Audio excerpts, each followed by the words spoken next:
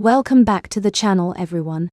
If you love captivating stories about men transforming into women in unique and fascinating ways, then be sure to subscribe and give this video a thumbs up. Now, let's jump right into today's tale. Chapter 4: The Velvet Masquerade. The city was a glittering labyrinth beneath a velvet sky. Rhiannon followed Lilith through rain-slicked streets, heart hammering, senses sharpened to every sound and scent. The night air caressed her skin differently now, cooler, more intimate, raising goosebumps along her bare arms. She felt the weight and sway of her new body in every step, the sway of her hips, the click of unfamiliar heels, each movement a silent declaration. How do women walk in these torture devices all night? Rhiannon wondered, wobbling slightly on the 4-inch stilettos Lilith had insisted upon. Yet with each step, she found a strange new balance, her spine naturally curving, her gait adapting to this new center of gravity where hips led and shoulders followed. "You're thinking too much about it," Lilith said, glancing back with amusement dancing in her eyes. "Walking in heels is like good sex. The moment you overthink it, you stumble." "Says the immortal temptress who's probably had centuries to practice," Rhiannon retorted, catching herself against a lamppost. Lilith laughed, the sound like dark bells. "True, but I've turned enough men into women to know the learning curve. You're doing remarkably well for your first night out." "Is that what this is? My debutante ball?" Rhiannon asked, gesturing down at her dress, a sleek emerald number that hugged curves she was still getting used to possessing. "More like your coming-out party," Lilith replied with a wicked smile that made the double entendre unmistakable. Lilith led her to a door marked only by a silver crescent. Behind it, a staircase spiraled down into pulsing music and candlelight. The air was thick with perfume, laughter, and the electric crackle of anticipation. Rhiannon's nerves prickled, a sensation that seemed to start at her core and radiate outward in a way Ryan had never experienced. Her heart fluttered beneath the unfamiliar weight of her breasts, her breathing shallow and quick. "What is this place?" she asked, voice catching slightly. Lilith flashed a wicked smile. "A sanctuary for the curious. Masks required, inhibitions optional. Tonight, you'll learn how to be both art and artist." "And if I'm more of a stick figure doodler than a Rembrandt?"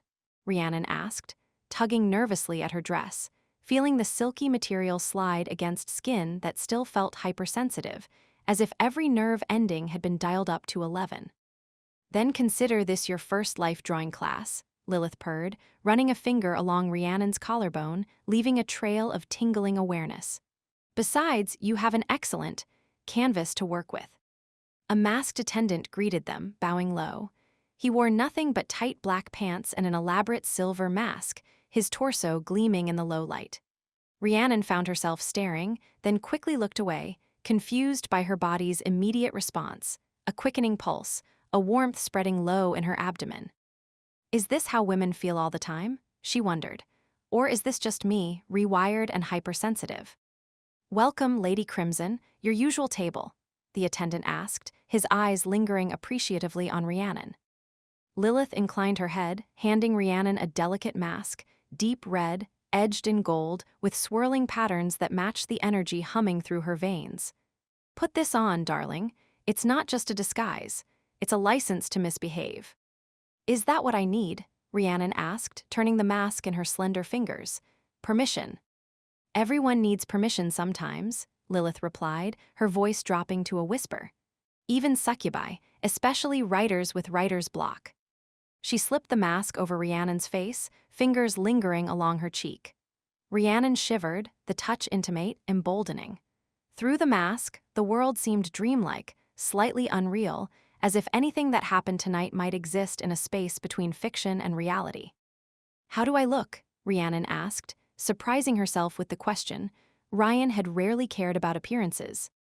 "Like a fantasy come to life," Lilith replied, adjusting one of Rhiannon's copper curls. "Which, technically, you are." Inside, the club was a fever dream of silk and shadow. Couples twined in alcoves, laughter curling like smoke, bodies moving in time to music that throbbed with promise. The lighting was dim and intimate, amber and crimson hues casting everyone in the most flattering glow. Rhiannon's senses reeled, every glance lingered, Every whisper seemed to be about her. She could feel eyes tracing the curve of her waist, the swell of her hips, the line of her throat. Where Ryan might have felt threatened by such attention, Rhiannon felt a strange power in it, intoxicating, dangerous, delicious. "They're all looking at me," she murmured to Lilith, half horrified, half thrilled. "Of course they are," Lilith replied. "You're new, unknown, and exquisite. In a room full of beautiful people, novelty is the most potent aphrodisiac."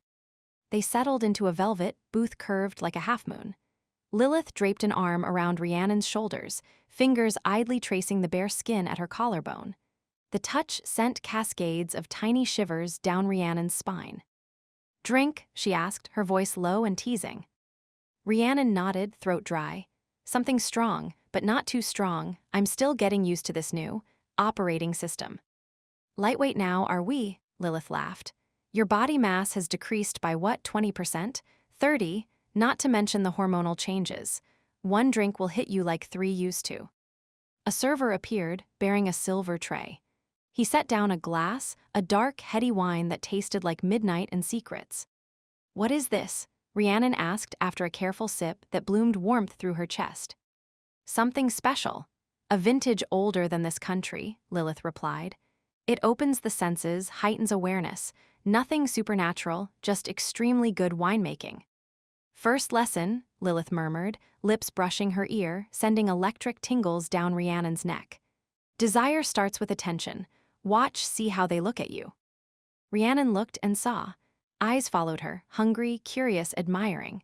A man in a gold mask lifted his glass in silent toast. A woman with elaborate peacock feathers trailing from her mask studied Rhiannon's legs with unconcealed appreciation. She felt exposed and powerful, every inch of skin a promise. Her body responded instinctively, back straightening, lips parting, a slow, secret smile blooming. "I never got this kind of attention as Ryan," she whispered, sipping her wine.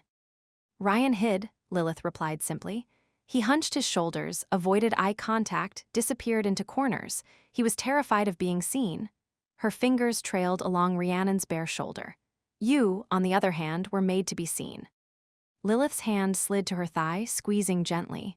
"Good. Let them wonder what it would be like to touch you. Let them ache for it." "Is that what women do?" Rhiannon asked, watching a couple on the dance floor, their bodies moving in perfect synchronicity. "Create longing." "The smart ones do," Lilith said. "Men chase what runs. Women don't need to run, they just need to be worth catching." A tall woman in a sapphire mask approached, her gaze lingering on Rhiannon. Her dress was midnight blue, clinging to curves that made Rhiannon's new body hum with recognition and competition. "May I?" she asked, holding out a hand. Rhiannon shot Lilith a nervous glance. "What am I supposed to do?" Her eyes pleaded. "I've never danced as a woman before." Lilith's smile was pure mischief. "Go on, darling. The dance is just foreplay. And don't worry, your body knows things your mind hasn't caught up to yet." Rhiannon rose, the wine lending courage. She placed her hand in the stranger's, noting how differently their hands fit together now, her fingers slender and delicate against the woman's stronger grip. She let herself be led to the dance floor, the music vibrating through her bones. The woman's hands were confident, guiding Rhiannon's body in a slow, sensual waltz. One palm rested at the small of Rhiannon's back, the other clasping her hand. "You're new here," the woman murmured, her accent unplaceable. "I would have remembered you." "Is it that obvious?" Rhiannon asked, concentrating on not stepping on her partner's toes. The woman laughed, low and melodious. "Only in the best ways. You have that fresh bloom look about you, like you're experiencing everything for the first time." If you only knew, Rhiannon thought. Every brush of skin was electric, every subtle press a question. The woman pulled her closer, their bodies aligning, and Rhiannon felt the difference in her new form acutely. The way her softer curves molded against her partner, the heightened awareness of each point of contact. "Relax," the woman whispered. "Let me lead, feel the music through me." Rhiannon found herself moving with instinct she didn't know she had, hips swaying, laughter slipping free, her body learning the language of desire. She flirted with her eyes, her smile, the curve of her back pressed against her partner. "That's it," the woman approved. "You're a natural." "I've had an excellent teacher," Rhiannon replied, glancing toward Lilith, who watched from their booth with predatory intensity. Lady Crimson doesn't take many protégés, the woman observed, spinning Rhiannon in a graceful turn. You must be special. Or just amusing, Rhiannon countered. I think she enjoys watching me fumble. I doubt you fumble at anything, the woman said, her hand sliding just a fraction lower on Rhiannon's back. When the song ended, the woman bowed, lips brushing Rhiannon's knuckles. Enchanting, she murmured. Perhaps later we might continue our conversation. Rhiannon floated back to Lilith, breathless, cheeks flushed. She felt drunk on more than wine, drunk on sensation, on attention, on the discovery that this new body moved through the world so differently. Enjoy yourself, Lilith asked, making room in the booth. It was educational, Rhiannon replied, trying to sound nonchalant and failing completely. Lilith's eyes gleamed with approval. See how they respond? You're a storm in a silk dress. They can feel the electricity coming off you. She leaned closer. Your sapphire friend certainly did. She's been watching you since we arrived. She said I looked new, Rhiannon said, taking another sip of wine. New is powerful, Lilith replied. Everyone here is chasing novelty, seeking the unfamiliar thrill. You're not just new to the club, you're new to yourself. That creates a particular kind of energy. Lilith pulled her close, fingers tangling in Rhiannon's hair. Second lesson, seduction is a conversation. Sometimes a whisper is more powerful than a shout. She demonstrated, tracing Rhiannon's jaw with a single finger, letting her lips hover just out of reach. Rhiannon's breath caught, her new body responding with embarrassing immediacy, pulse quickening, skin warming, a flutter low in her abdomen. You're very good at this, she managed. Millennia of practice, Lilith winked. Though I must say, you're an exceptionally quick study. Most new women spend weeks just figuring out how to walk without looking like they're stomping out fires. Maybe I've been paying attention all along, Rhiannon suggested. Watching, observing, writer's habit. Or maybe, Lilith countered, this is who you were always meant to be, the form finally matching the essence. Rhiannon's breath caught, and the third lesson. Lilith's grin was slow and wicked. Never give them everything at once. Let them chase. Let them hunger. Tonight, you'll learn how to make them beg. Is that what you do? Rhiannon asked, finding courage in the wine and the mask. Make them beg. Only the ones worth the effort, Lilith replied, her eyes darkening. Desire is a game where everyone can win, but someone always has to lead the dance. The night became a blur of music and heat. Rhiannon danced, teased, flirted, her laughter and Lilith's touches setting her alight. Men and women alike vied for her attention, each interaction a spark that fed the fire inside her. A man with silver at his temples and a wolf's mask offered her champagne, his eyes never leaving the curve of her neck. You move like music, he told her, voice rich and deep. And you speak like poetry, she replied, surprised at her own boldness. Practiced or spontaneous? He laughed, delighted by her challenge. Spontaneous only for the right inspiration. A woman with skin like midnight and eyes like stars pulled her onto the dance floor, teaching her movements that made her hips sway in ways that drew every eye. Feel the rhythm in your center, she instructed, placing a hand on Rhiannon's waist. Let it move you from here. Throughout it all, Lilith watched, sometimes possessive, sometimes encouraging, always in control.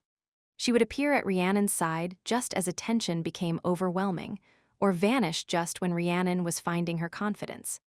You're setting me up to sink or swim, Rhiannon accused when Lilith reappeared after leaving her to fend off the advances of a particularly persistent admirer.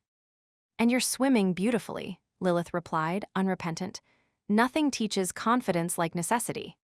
Finally, as the night deepened and the music slowed to a sensual throb, Lilith drew her back into the shadows, pressing her against the velvet wall. How do you feel? She whispered, mouth grazing Rhiannon's ear. The question hung between them, loaded with meaning. How did she feel about this night, about this body, about the power she was discovering? Alive, Rhiannon breathed, her voice trembling with want and wonder and the lingering effects of wine and dancing. More alive than I've ever been. She meant it. Every nerve ending seemed to pulse with awareness. Her skin felt like a boundary that was both shield and invitation. Her body, so new and yet increasingly familiar, hummed with sensations Rhiannon had never known. The sweet ache in her calves from dancing in heels, the pleasant weight of her breasts when she breathed deeply, the way desire pooled lower now, more diffuse but somehow more consuming. Lilith's reply was a kiss, deep, claiming, promising everything yet to come. Her hands framed Rhiannon's face, thumbs stroking her cheekbones, and Rhiannon melted into it, her body responding with an enthusiasm that would have embarrassed Ryan but felt perfectly natural to Rhiannon. The club spun around them, but Rhiannon only felt Lilith's hands, her lips, the certainty that this was only the beginning.